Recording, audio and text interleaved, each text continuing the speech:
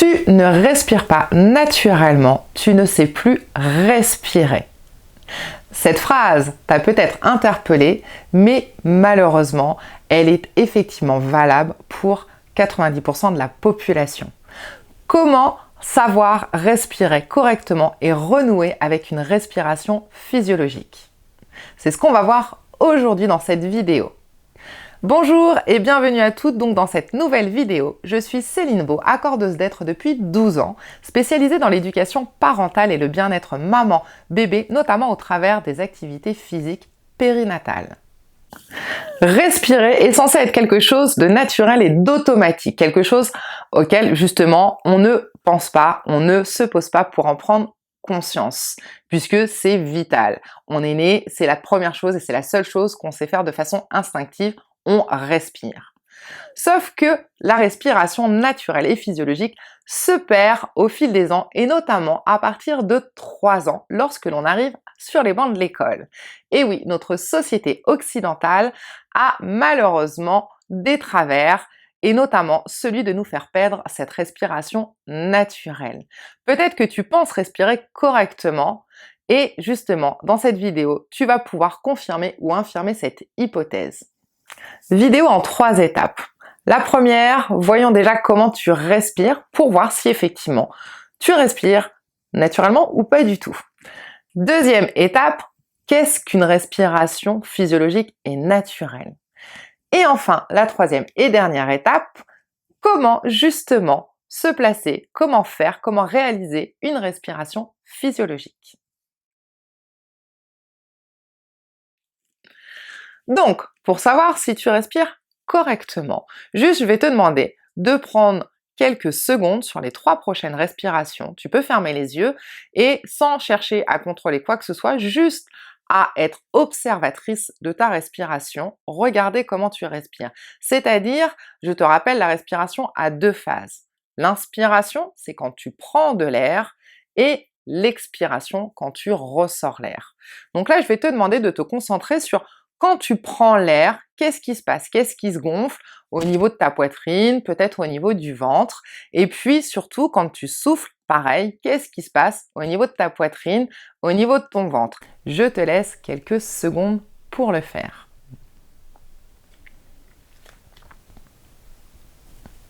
Alors, voyons voir. Lorsque tu prends l'air, dis-moi si j'ai vu juste ou pas. Est-ce que lorsque tu inspires, donc, tu as les poumons qui se gonflent et ton ventre qui se creuse? Et lorsque tu expires, donc lorsque tu souffles, est-ce que tu as ta cage thoracique qui se creuse, qui s'affaisse et ton ventre qui se gonfle? Tu peux refaire 2-3 respirations pour remémoriser, voir si effectivement, quand tu inspires, tes poumons se gonflent et ton ventre se creuse, et lorsque tu expires, c'est l'inverse, tes poumons se creusent et ton ventre se gonfle. Est-ce que c'est comme ça que tu respires? Si la réponse est oui, alors j'avais vu juste au tout début de cette vidéo en te disant que tu fais partie des 90% de personnes qui ne respirent pas de façon physiologique et naturelle. Pourquoi?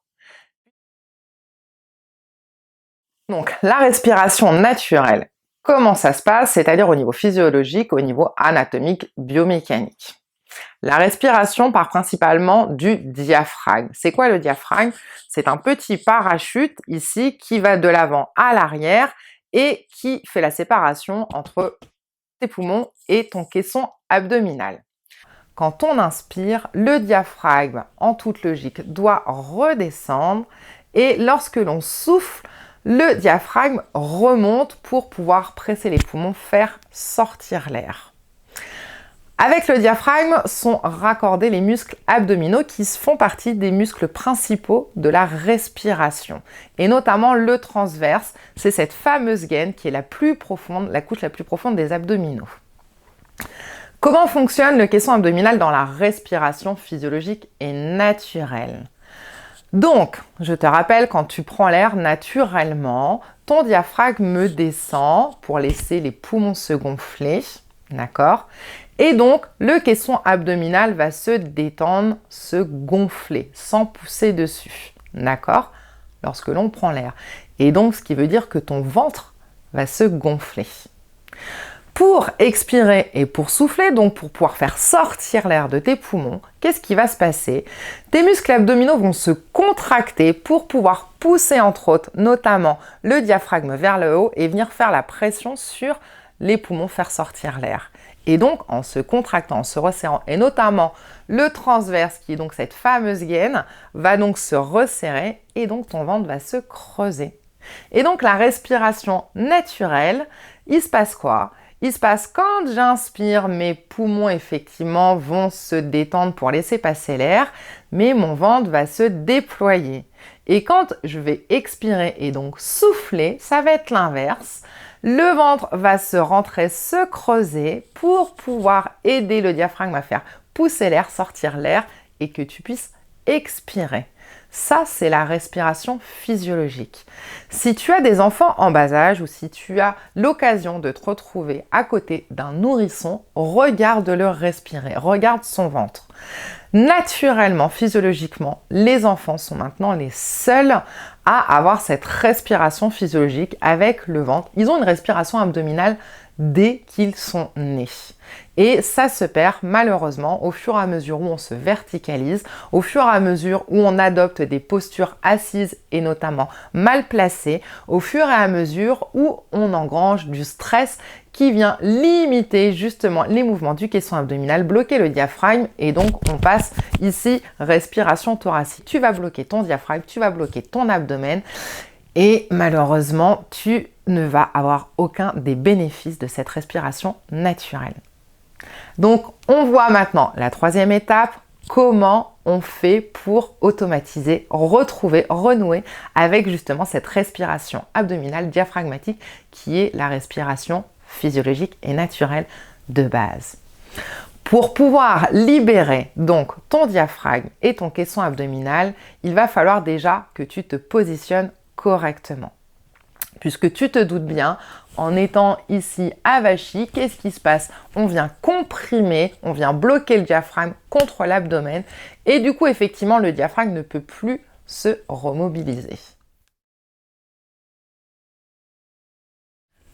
Donc, première des choses pour pouvoir retrouver une respiration naturelle et physiologique, comme je le disais, c'est ta posture et notamment la posture de ta colonne vertébrale. Trop régulièrement dans notre quotidien, quand on regarde la télé, parce qu'on est dans le canapé, quand on est sur l'ordinateur, quand on est ailleurs ou on est assis dans sa voiture, on est comme ça. Et comme tu le vois ici, ça bloque. Et tu peux même le sentir au niveau de ton abdomen.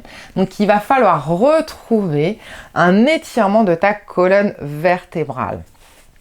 Pour ça, tu peux t'asseoir sur un petit marchepied. Moi, je suis assise sur le marchepied de ma fille pour pouvoir aussi avoir un angle correct entre l'angle de tes cuisses et l'angle de ton buste et donc placer correctement ton bassin. Une fois que tu as donc cet angle fermé, donc c'est 90 degrés et moins de 90 degrés entre ton buste et tes cuisses. Il va falloir que tu sentes bien les petits os pointus, les ischions de tes fesses pressés dans le sol, dans la chaise ou sur le marchepied, pendant qu'en opposition, le sommet de ton crâne, et ça correspond ici un petit peu à ma queue de cheval, il n'est pas là le sommet du crâne, d'accord? Il est ici. D'imaginer, voilà, qu'on te tire par le haut, donc tu peux visualiser ce que tu veux, le petit pantin, la petite marionnette avec ses fils, ou alors pense à quand tu vas te faire mesurer chez le médecin, contre le mur ou contre la toise, tu pousses vers le haut. Tu peux placer quelque chose de lourd, un sac de riz, un livre sur la tête pour pouvoir augmenter justement cet étirement. Et l'étirement, il se fait avec opposition de deux forces. Une, celle qui presse les fesses vers le sol. La deuxième, celle qui pousse le sommet de ton crâne vers le haut. Et tu dois être normalement aligné entre la petite bosse ronde là au niveau de ta tête, ta colonne vertébrale, le bas de ton dos. Tu peux très bien prendre appui contre un mur. C'est-à-dire que le petit marchepied, venir le coller contre un mur, aller coller tes fesses contre le mur et te grandir. Déjà, rien qu'ici, tu vas sentir tout le travail musculaire que ça amène au niveau de ton dos. Donc, il suffit pas juste de se grandir, mais d'avoir les épaules ici qui retombent vers l'avant. Non, les épaules, tu les roules vers l'arrière et tu les descends. Hop, ici. C'est-à-dire que le sternum, donc c'est la petite zone ici, entre les deux seins, il va falloir que tu le pousses vers le plafond. Un petit peu, c'est une allure pédante, hein, une allure fière. Entre les omoplates, donc les omoplates, c'est un peu comme les deux ailes d'ange là qu'on voit dessiner des fois sur certains t-shirts, que tu les resserres. D'imaginer ici au niveau de la tache de ton soutien-gorge, comme une petite balle en mousse que tu viens serrer, mais sans monter les épaules, non. On crée toujours la plus grande distance possible entre ses oreilles et ses épaules. Ne monte pas ici les épaules aux oreilles, sinon tu vas mettre complètement en tension ici toute la zone des trapèzes et torticolis assuré. Donc ici, je suis bien placée. Le menton, il n'est pas vers le haut. Quand tu vas chez le médecin pour te faire mesurer, tu ne te mets pas la tête comme ça.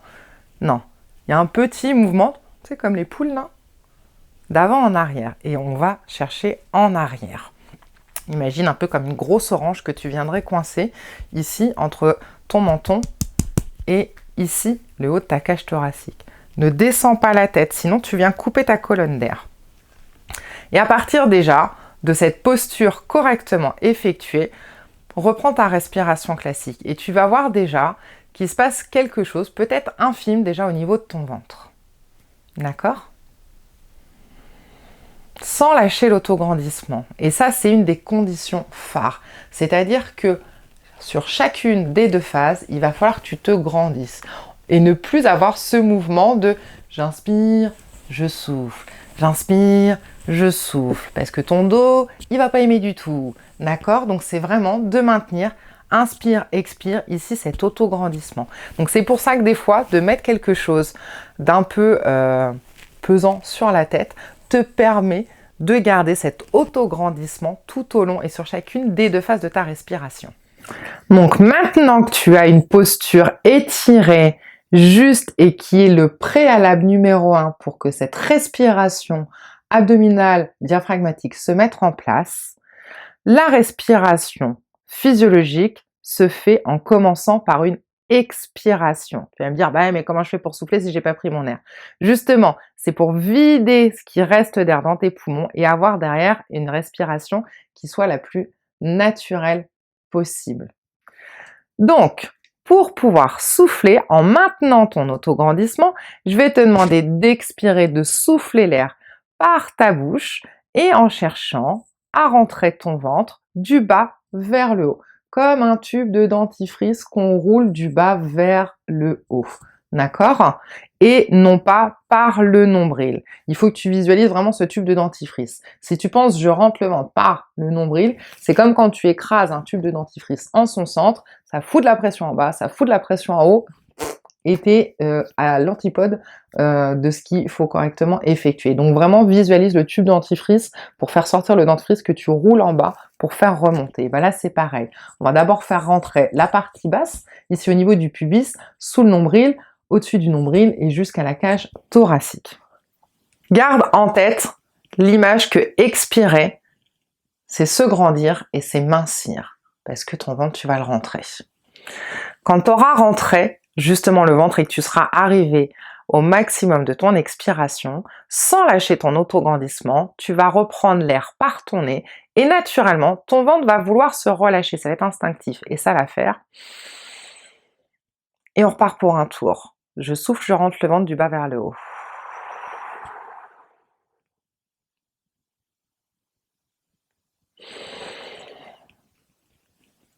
Sans lâcher l'autograndissement, souffle, grandis-toi, creuse le ventre en rentrant la partie basse du ventre, la partie du milieu, la partie haute, et quand tu n'as plus d'air et que tu es au bout, naturellement, sans pousser sur ton ventre, tu reprends de l'air par le nez et ton ventre va se déployer, se relâcher.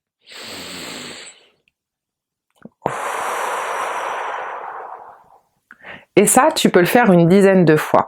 Pour t'aider, tu peux très bien avoir aussi une main au niveau de ta poitrine. Hop, je vais coincer mon t-shirt. Une main au niveau de ton abdomen pour sentir que ta poitrine ne fait plus le cœur qui bat, mais que tout se passe ici. Et tu vas voir, au fur et à mesure, tu vas pouvoir rentrer de plus en plus le ventre. N'aie pas peur, ton bébé ne craint rien. D'accord ? C'est impressionnant d'ailleurs de voir à quel point on est capable de rentrer son ventre, notamment quand on est enceinte, et d'avoir le ventre qui disparaît. Donc ça peut faire peur de dire « mais oui, mais je suis en train d'écraser mon bébé !» Non, rassure-toi. Parce que justement, en faisant cette respiration, tu vas permettre à ton utérus de se détendre, à ton abdomen de se détendre, et ton bébé à l'intérieur, ça va être la fête du slip parce qu'il va avoir de la place pour pouvoir évoluer et grandir correctement.